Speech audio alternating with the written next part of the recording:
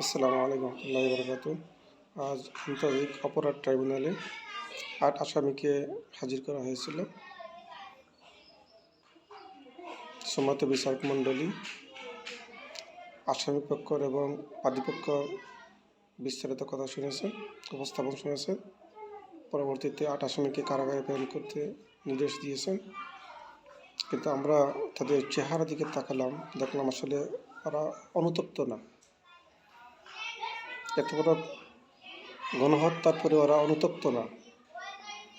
আপনারা গতকালকে দেখেছেন সাবেক খাদ্যমন্ত্রী কামরুল ইসলাম, উনি এত বড় কুখ্যাত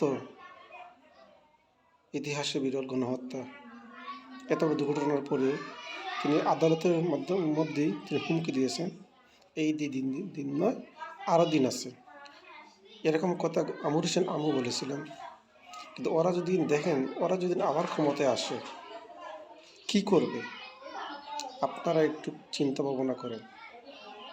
কারাগারে থাকার, জেলে থাকার পরে যারা হুমকি দিতে পারে, যদি পরবর্তী ওরা আসতে পারে রাষ্ট্রে ক্ষমতায়, কখনো কি করবে? এজন্য আবার সবাইকে সাবধান থাকতে হবে, ফ্যাসিস্ট সরকার কখনো এই রাষ্ট্রে মাথা উঁচু করে দাঁড়াতে না পারে।